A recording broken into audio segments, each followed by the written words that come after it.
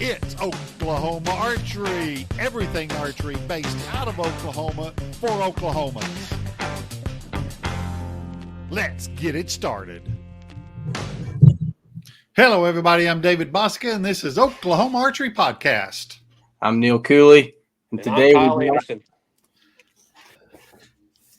In case y'all didn't hear that, that's Kyle Anderson. I just want y'all to know every time I play that music, I keep saying, I want to change that music just a little bit. Maybe the words, I don't know, but every time I do it, I keep going, I need to do something different with that. Figuring it out one day at a time. There you go. That's right. Speaking of figured it out, we had to put Kyle on here. He's been branching out and shooting some different kinds of archery. So we wanted to have him on just to tell y'all kind of what's going on in Oklahoma and where Kyle's going to be. Y'all finally scraped the bottom of the barrel, I see. Finally losing some people to talk to. Not sure about that. No, I enjoy listening to these. They're a lot of fun. Y'all are doing a great job. Yeah, we appreciate that, Kyle. Thank y'all for asking me to be on too. It's our pleasure. It's all ours.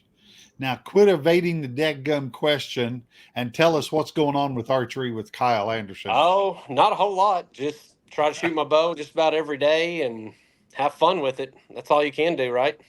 You practicing now? No more practicing before indoors. I know, right? I know. I got to get a little bit better. There's too many young kids out there that are just ridiculously good. Yes, sir, there is. And you know what? It's like they don't have any nerves. Yeah. Or, you know, it's not like they got to make house payment or anything. So that's right. They just go and shoot. Yeah, that's right. Who's the top three kids that you're worried about taking your money home at any jackpot? Well, you got I guess you can't really call him the baby face anymore, but Nate McMurtry, that young man, he's something to look out for.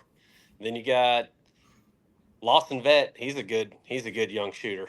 That guy, man, if I could have his nerves on the line, I'd be doing halfway decent. He sits there and shoots his bow like he has not a care in the world. It's fun to watch. Well, I know you can't mention me for two reasons. There is a care in the world. I do have nerves, and I'm not a young kid. So well, keep going. I was going to say you're a good shooter, but he asked me to say young kids. Yeah, no, I'm not that good of a shooter, bud. I remember when I first came around, you were one of the top dogs. Oh, well, I'm just one of the old dogs now. That's all right. Between Dave and me, we figured out it's better to be a has-been than it never was. There you go. That's it. Everybody shooting a bow out there is just trying to figure out which one of those they are. And that's kind of fits in real nice. Well, Kyle, I know you've always kept two bows, a fat arrow bow and a skinny arrow bow. One of them hadn't seen the light of day very often, and unfortunately for the rest of the adult male open division, you decided to come out and shoot our state 900 here a weekend ago. Tell everybody, skinny arrow, Kyle. Yeah, I kind of just threw a bow together a couple weeks beforehand. Kind of one of the first times I ever shot a launcher blade instead of a drop away rest. And I guess it agreed with me pretty good. Ended up shooting halfway decent at that tournament. So you might see me at a few more field shoots, stuff like that, as long as they're not during a ASA event. What was it like compared to indoor and 3D, where you just get to shoot 6 at a time for 15 ends?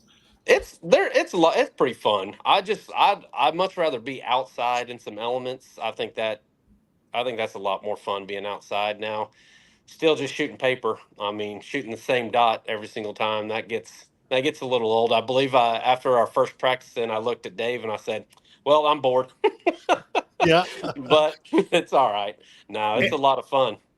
So Dave was looking confused when we said 6 arrows each time. That's what I was going to parlay onto that and going, that's only after the first end. Yeah. There's a couple times there I had to count all my arrows, make sure I've only shot 6 or I have shot at least 6. Yeah. I'm not going to name any names, but there is at least one person that I know of that might have accidentally forgot to shoot one. Well, I own it, bud. There's no two ways around it. You can mention all the names in the world. If you don't mention mine, you didn't mention the correct one. That's funny. I think the closest thing we had was one of the pin shooters use their 40 on the 50 instead of their 40 when they yeah. So you're not alone. It happens. Yeah, it happens. It happens. Yeah, I always tell the younger guys and gals that do it, make a mistake. It's like, it's what do you do afterwards? That's how Yeah. you justify your shooting abilities and Yeah. just keep going. That's like some of those guys who shoot the Vegas rounds a lot on their warm up ends. They'll mean to shoot a 9 just to get it out of the way. I don't. I must be ahead of my curve. So There you go. I guess I need to move up a division then. See, I like to shoot 3 to 6 solid baby X's, and then the first, second, or third end is whenever I like to shoot a 9 for some reason. I don't know why, but that's how it always ends up. What's your goals for this year indoors? Not really any goals. Probably not going to go to Vegas. Might kicking around the idea of going to Lancaster since it's before Foley. But yeah, not a huge indoor guy. As far as traveling goes, I'll shoot all the jackpots either in Norman at Oakeyland or down in Ardmore at G2. But shoot the local tournaments, the ones that I can make, all that good stuff. But other than that, yep, just waiting for a 3D season to get back around. Did you get signed up for the Frozen Okie? I did. Okay. I did. Yep. We're gonna go get a little frustrated because you can shoot your inside out 10 and still not hit the baby with the 23s. But no, it's fun. Last year was the first year I shot that, and it was a lot of fun. We had a lot of us guys up there. It was a blast. Fantastic. So recently, and we can say this one of two ways. We can say once you got rid of your Matthews, you started shooting really good, or we could say once you got on with Mr. Ryan Thomason down there at G2, you really kind of stepped your game up across a couple of different disciplines of archery. You went from a high 90s indoor shooter to 300 every other game, every third game. 3D, you went from shooting with the lowly K45 guys all the way up to judging in semi-pro. So Yeah. what's been this? I mean, you're a full grown man. You've been shooting archery for a while. The last year and a half, how would you describe getting better quickly? I mean, the Darton bows, they fit me really well. They gave me a lot of success. The whole getting into the judging side of 3D was, I'm going to blame that on Ryan Thompson and Aaron Glass. They kind of talked me into it, and there's been a couple times I've told both of them, man, I'm going to go back to the known side. And Aaron would just look at me and go, no, you're not. I said, yeah, I am. He goes, no, you're not. He goes, you're too stubborn-headed and hard-headed to go back to that. He said, you can't let this game beat you like that. And I said, you're probably right. I'm going to stick with it. But now the Darton bows, I mean, they've just grabbed one day and it fit and it was shooting really, really good. So thankfully, Scott Hamlin gave me a call and offered me a deal with Darton, and super, super glad to be shooting their bows this year and hopefully many more years. I love Scott Hamlin. I met him at our state championship, and he put a pep talk on me like you would not believe. Yeah. I mean, he had me ready to run through a brick wall at the end of that. And it was just in passing, and he was like, I gotta go down trail, and he was up on the stake next. So shout out to Scott. He's an awesome dude. Oh yeah, he is. Doing big stuff in the South down here, Oklahoma, Texas. I don't know how far his region is, but he's doing all kinds. I mean, look at the Darton shooters running around here. A year ago, there was Chris Edwards down at the local college, and not really anybody else. And now we can't even tell you who's getting ready to get it. There's quite a few now. There's quite a few. Who's the next domino to fall, Kyle? Well, that you're allowed to tell us. That you're allowed to. Cooper has come back, and he's all about the Dartons at this point. I believe he's getting his brother back into shooting as well, which is really good news. I'm happy to hear that.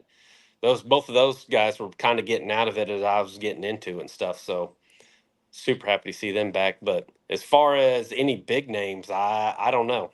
I can't tell you. Can't tell you because I can't, but I don't know. I don't know who else is going to get one. We need to get one in Dave's hands. Kyle, draw length long enough for me. That's true. That's true. He's about the same draw length as me, and I get to shoot Kyle's 27.5 inch from time to time. It's been known to happen. Yeah. It's like that. It's like that friend you let bum a cigarette, and then they're coming back to you every time you go across the street. Like, oh, hey, don't feed the Darton. That gray Darton looked pretty good on you, though. I've shot 2 of them, and one had a peep sight way too high, and one had a peep sight way too low. But both the draw lengths were right, and I was like, man, if I could just get one that's shaped like my face.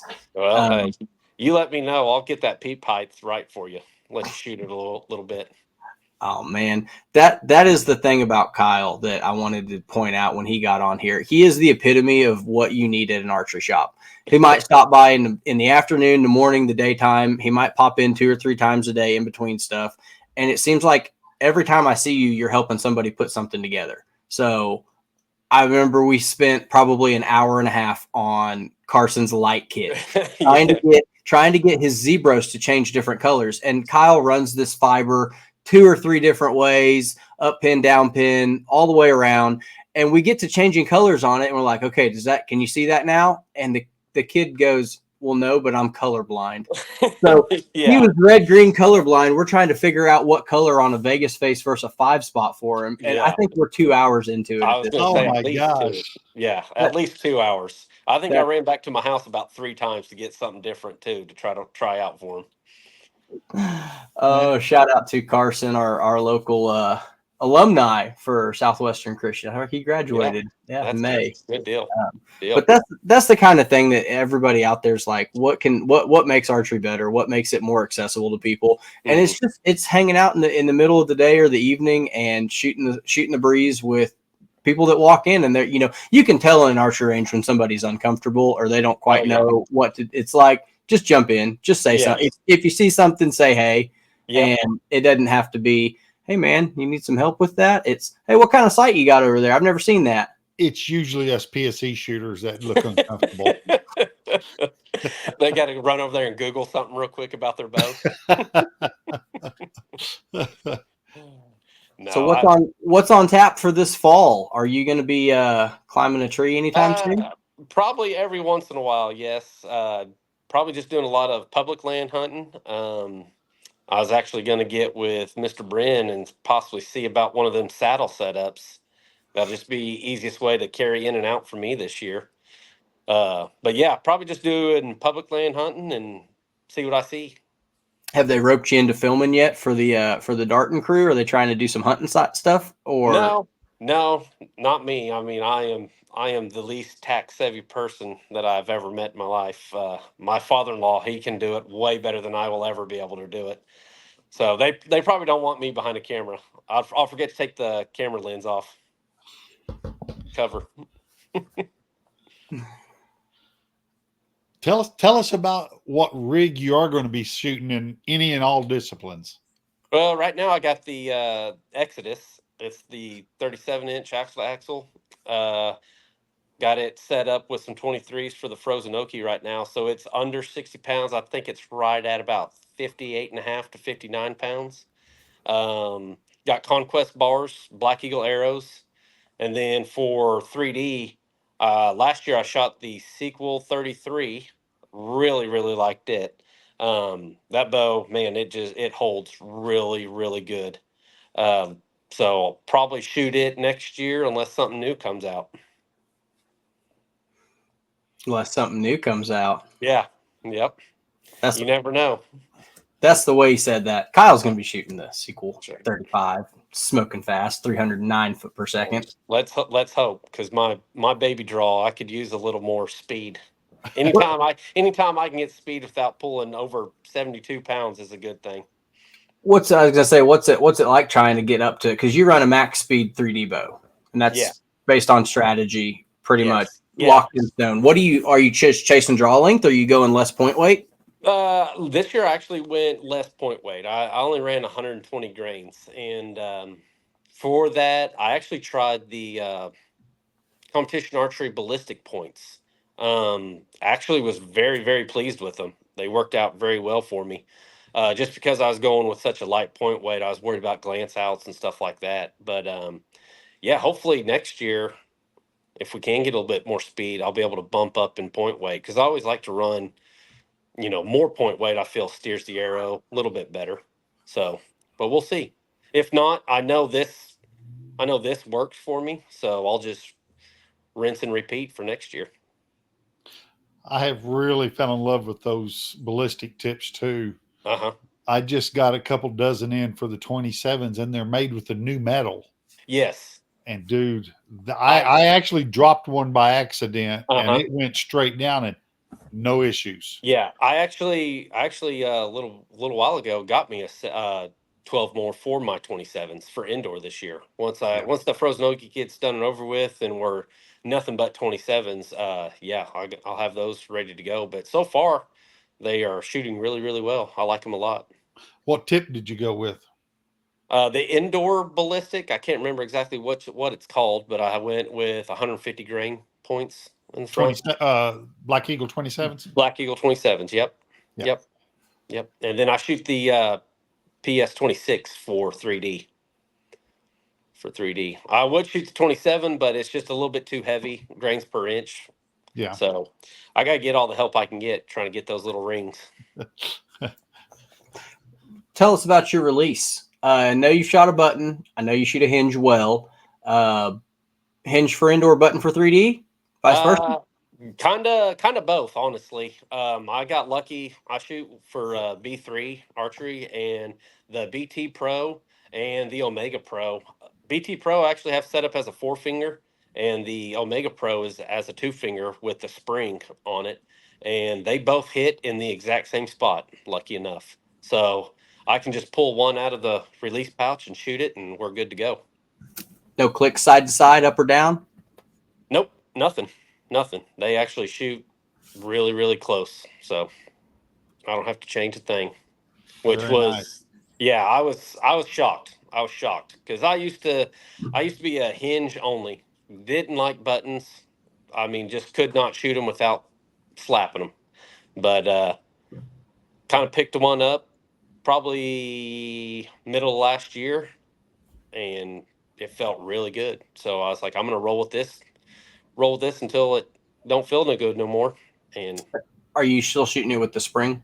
yes, yep. A few years back when we were shooting over at another league, I remember you was starting to try to back tension there, and so you went back to button after that. Yes, yeah, Okay. yeah. Okay. Back when I first started, I was like any other, nothing but hunting. Just had a old Carter thumb button and just slapping it silly. And somebody said that was back whenever all of us were hanging out up there at H&H back in those days. Somebody said, you need to get you a hinge. And I was like, those things scare me. And it was this young kid. I can't remember his name, but he was a big kid for as young as he was. And he said, you need to quit being a sissy. And unfortunately, I had to look up at him to say, hey, don't call me a sissy. But he kind of talked me into shooting a hinge. And ever since then, I just I got to figure this hinge thing out. And it's been working pretty good so far. Well, I was going to say, you could always say, works for me. Yeah. Yep. Well, there's some people out there that are chasing one or the other, and they'll pick one up thinking it's going to solve their problems. And I don't want people to think the hinge is the way to go or the button's the way to go. It's like, what's working for you today? If you're feeling strong and you're aiming good and your mental's good and you think you can squeeze them all off, run them with the button. If you get there and you're just holding good and you're executing with the hinge, shoot them both. Figure out where your back and your neck muscles is, how much caffeine you've had, and just roll. I mean, Dave was shooting every other end with one and the other last year. Yeah. Well, I'll never tell him he's correct about this, but Steve Wingo said it best one time. He said, you got to give it what it wants. Yep. Sometimes it wants to rotate a little bit more. Sometimes it just wants that straight push pull. You just got to figure out what it wants for that day and give it to her. That's what the Sly had told me, because I was trying so hard. As I reach for one of these hinge, I was trying so hard when I would shoot a hinge to just keep it rolling. And I was seeing my peep sight do this number. It was just the nerves coming out, and you can't replicate a movement under stress quite the same way. You're either more stressed, less stressed. You're giving it more, you're giving it less. What Sly told me, and if anybody out there doesn't know Sly Cooper, he's a problem. All right. He's a terrible sport. He's a terrible winner. He'll take your money, give it back to you, and then take it again, double or nothing. I think he's an amazing shot. And what he was telling me is to let it just relax and let it move naturally as you're just pulling, and let those fingers get just relax. So get the full draw and relax both your hands and pull through it that way. And he was coaching me up 3 days before I went to Lancaster. It didn't work because I can't shoot, but the principle of what he was saying made a lot of sense as far as getting that hinge to go off. Mm-hmm. Yep. Food for thought. Click or no click? No click. No click. I'll tell you what, I put a click in about 3 weeks ago, and I absolutely love it. I just never could get used to a click. It would almost, I would start my shot process, get to the click, and then for some reason I would have to start all over. So I just said, I'm just gonna get settled into my anchor, and it's all or nothing. See, for me, that's backwards of the way that my mind works. Mm-hmm. I don't settle in and start my process, and then when it clicks, jump because I'm ready for it. No, I haven't even started my shot process. I get in, and I roll it. Oh, click. Okay, then that's when I get started with everything. I use it that way. My face, my front arm, my shoulder, everything is in the same position when I start. That's that, and I'll be honest with you. 18 months ago, when I came back and had the ibby-jibbies from Hades. That's not how I tried to make it work. I was exactly like you. Yeah. And until I realized how to work it, how to use it, it's changed. I for the last 3 weeks, my shooting has completely changed. Yeah. So I think it's the internet, YouTube, too much and not enough, and all that. But I changed my way of thinking, and boy, did it change my shot process. Yeah.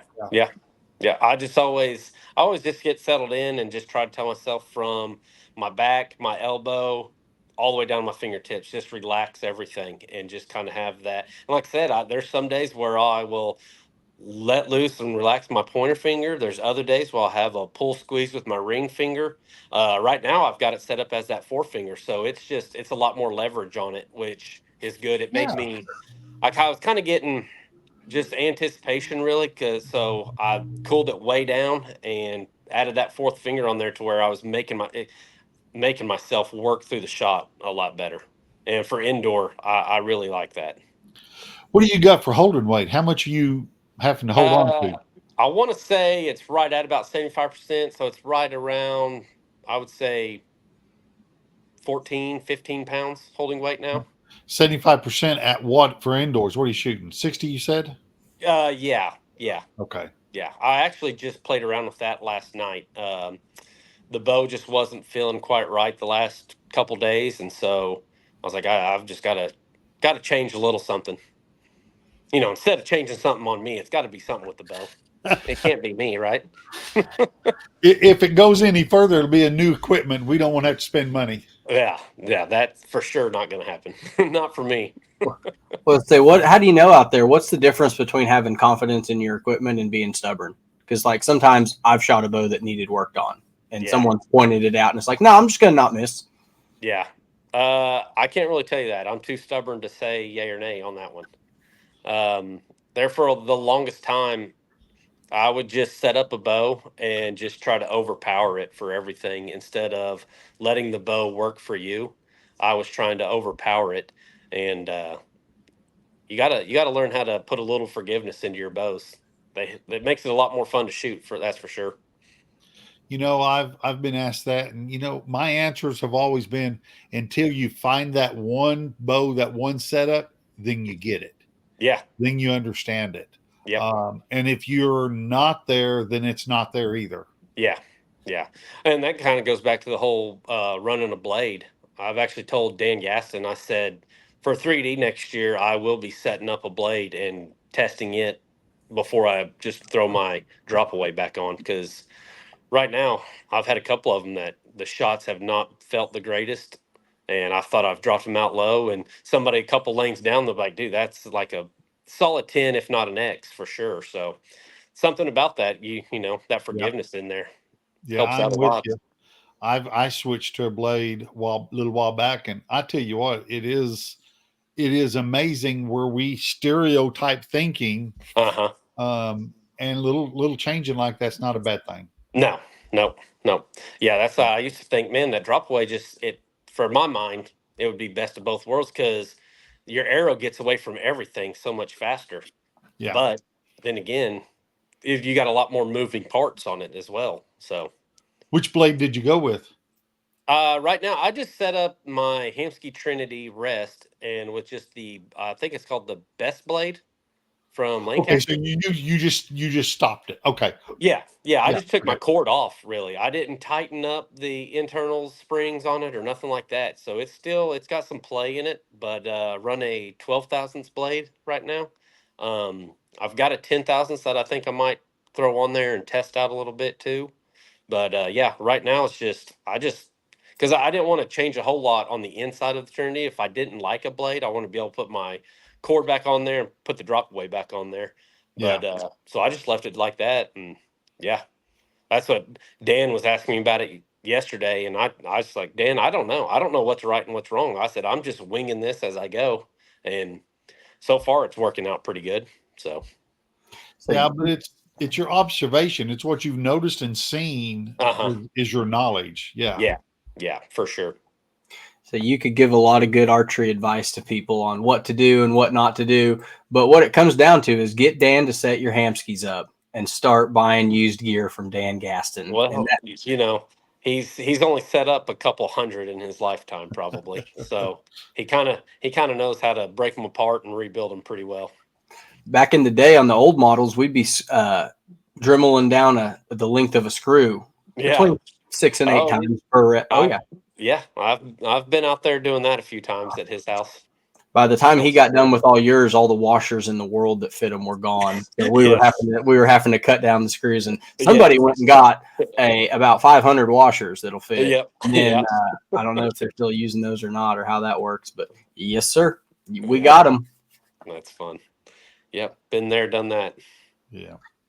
Tell everybody out there that's new, what's the best advice you can give them to get started doing tournament archery, hanging out at archery shops like a delinquent? What's the easiest way for them to get Easiest involved? way is just show up and don't be scared to ask anybody anything. I mean, like we said earlier, there is a lot of people that show up either to the shoots or hang out at the shop and stuff like that you can tell they're kind of just nervous. They don't know what to do. Just be yourself. Ask as many questions as you can ask. That was one thing back whenever I was getting into the unknown side of 3D. Uh, Brian Thompson, Chris Hammond, Aaron Glass, Brody Reed, all those guys said, listen to as if there's 1,000 people that want to give you their advice on how to judge, listen to 1,000 people. Take everything, a little bit of everything from everybody and learn how to do it. But yeah, just get out there and get after it, and don't be scared to ask anybody anything because this is the one sport that I've played that everybody will help anybody out no matter if you're at a national pro-am or just a local shoot. They'll stop whatever they're doing just to help you out to fix your bow, do whatever they need to do to get you back on the line or back at the stake. Yeah. If your cord breaks on your fall away, I guarantee you'll have two people trying to help you while you're. Yeah, there's no Oh doubt yeah. about that. Yep, for Yeah, it sure. is totally different. You're right. Yep. Yep. It's the best thing about the archery community. We want to beat you on your best day, not when your bow breaks. Exactly. Yeah. Exactly. Yep. Yep. So Tell everybody who you shoot for. Tell us who your sponsors are. Say I we. shoot for Darton Archery, Conquest Stabilizer Bars, and Black Eagle Arrows. And then I shoot for B3 releases. I shoot a Shrewd Optum. I really, really like that Optum. Just mainly the ability to take out the lens, clean it if you need to, screw it back in, and it goes to the exact same spot every single time. That makes it super easy. If you want to go from a pin to a dot, it's 3 screws and you've got it changed out. Super easy to work on. Strings, I shoot Tyler Terry strings. Terry built archery designs, and he also goes by Winterhawk Outfitters in out of Arizona. Those strings, in my opinion, are best of the best. Uh, if anybody shot the Pro-Am earlier this year, was at Fort Benning, I believe. A little bit of rain, to say the least, and those strings, they're still holding up. Pete has never moved or anything like that. That's kind of just proof in the pudding for me. That's why I really like his strings. But And any particular shop? yeah, G2. I shoot for G2. Ryan Thompson. Have you been through any of his academy classes you could tell them a little bit about? I have not been. I've listened to several of them, and he is a teacher, if I've ever, or a coach if I've ever heard one. He knows how to break it down very, very well and tell you exactly what you need to be working on. I know several other people who have done the class, and they said it has helped out a lot. They said it's a really, really good class. Fantastic. Good. Yeah. So what's your immediate plans? What do you got going, say, this coming weekend or a couple weeks? Well, I mean, really nothing. Weekends are tied up. I got 2 little girls that cheer, and so Saturdays is Little League football all day Saturdays. I got that from now till end of October. no. Now until they're 18. Well, yeah. Now until end of October for this year, and then it starts all up again. So I get a little bit of a break every once in a while. But yeah, no, the next tournament is that Frozen Okie, and then after that, it's just the jackpot shoots. And like I said, me and Ryan had kind of tossed around the idea of possibly going to Lancaster. So I'm sure in regular fashion, like me and Ryan, it'll be a last minute, let's load up and go now. So You shooting the leagues at Okie on Tuesdays? yes, I am. Yeah. I'm just curious. Yeah. Yeah. I'm going to make it. These last 2 weeks has been so hectic. I told him, I said, I'll get there and I'll get some makeup shoots going. But there's a good group there last week. I wasn't going to shoot it, but then I was like, man, I need to get some more time on the line if I am going to try to go to some of these bigger indoor tournaments and stuff and really get my equipment figured out. So more time on the line is better. Is he running 1 or 2 lines? Do you know? Last Tuesday was just 1 line. Oh, I like that. Yeah, but we were right there close to where we could have ran 2 lines almost if we had a couple more people. So yeah. Right at capacity, just where you like it. Yep. Which it was still, we got done with the game super, super quick. It was nice. It was nice last week.